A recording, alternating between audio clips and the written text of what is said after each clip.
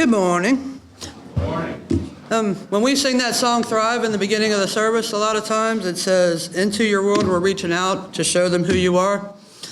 Well, today's a good chance to hear about that. The missions ministry has asked Rusty Pedersen from Crossing Thresholds. They do a lot of work in Puerto Rico, and we have asked Rusty to come talk to us about a possible mission trip for next year. So, Rusty, welcome.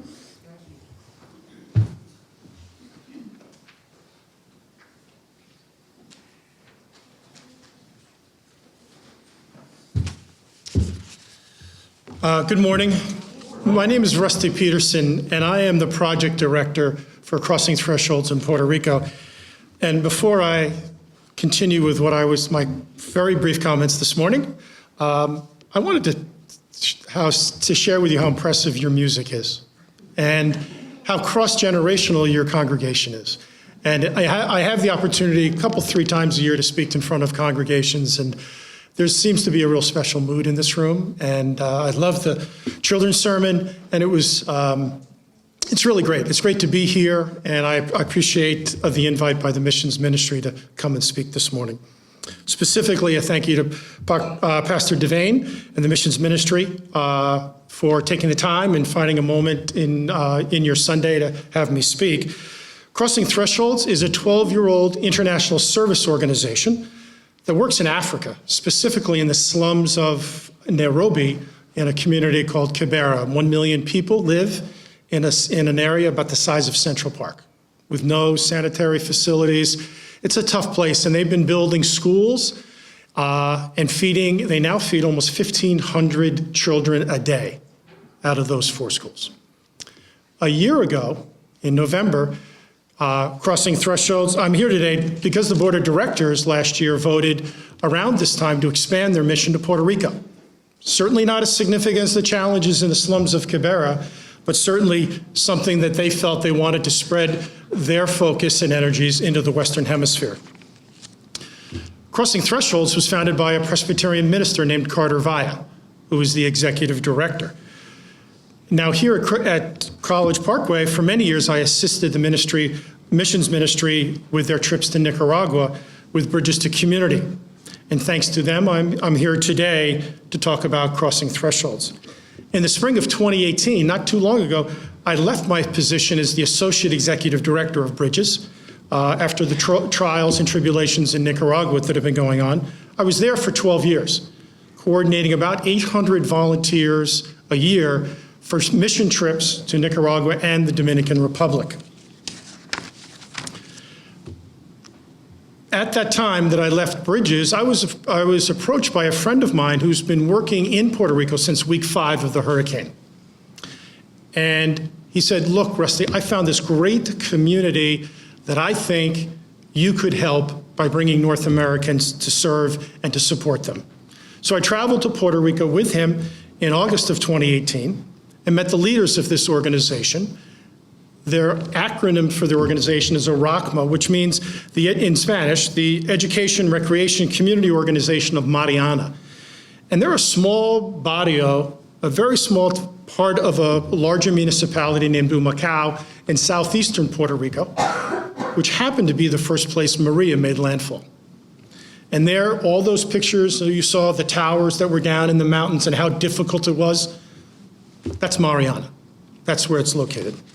So I've been working with Crossing Thresholds for about a year now. And since that time, I've led 4 trips. The 5th trip actually is next week. The slides you are watching are from a youth group from a church in Pelham, New York that I led this July. And there were 17 youth on that trip and 3 adult chaperones. We were there for a week, and it was an amazing experience. Our trips, as you can see from the slides, are based out of a community center that over the past year, Crossing Thresholds has assisted in the renovation of. Really in preparation for all of our trips for 2020. At this point, I have 5 trips slated to visit Mariana. And as part of that trip this July, the group, and you'll see some of the photos, we're finishing the 2 what's called demonstration gardens. And these demonstration gardens are designed to grow fruits and vegetables so the community members can come to the center and see the types of things that they can grow in their yards.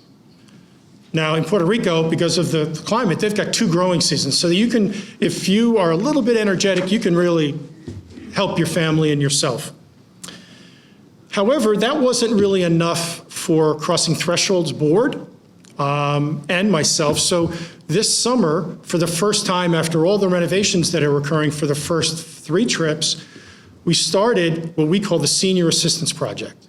As many of you have seen and heard, the blue tarps all over the Commonwealth. Well, the efforts we're making now are to help specific seniors who weren't aided by FEMA or the government to repair their homes. And next week, in the project here on the slides at some point, you'll see some kids painting. We actually took a senior citizens home over and scraped and painted the entire interior that was damaged by the storm. Next week, we're replacing windows on 3 houses. We're also going to be doing some painting, and we'll also be working on a garden that was destroyed, again, for these senior citizens. My anticipation is that if College Parkway organizes a group next August, those are the types of projects that we'll be working on.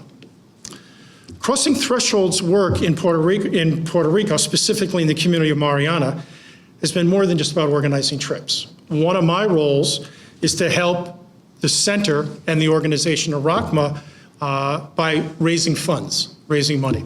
Specifically, we have focused on paying for the salary of the director of this community center. Because it happens to be a guy, his role is really as an economic catalyst to organizing this community and getting them to work together.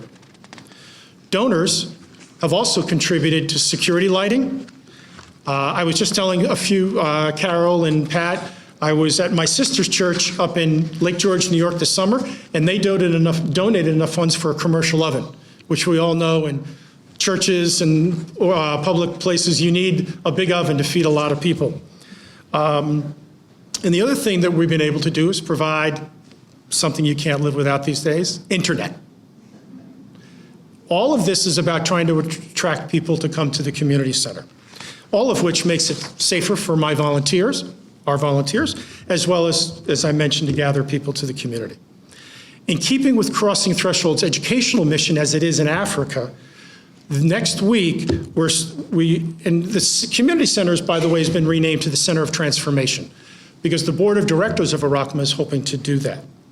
But next week, when I go down, the first Sunday, is the first of 10 monthly meetings of a program called Focus on Literacy. One of our donors has been able to come up with funds to support a book program and a literacy program. So there's over 100 families going to be coming to the center once a month to receive a free book and to have their kids receive English language classes. And the books are going to be distributed once a month through that. These elementary age students are specifically interested in improving their English skills. The program is generously funded, as I mentioned, by one of our donors who's 80 years old and is actually making her 3rd trip with me next week.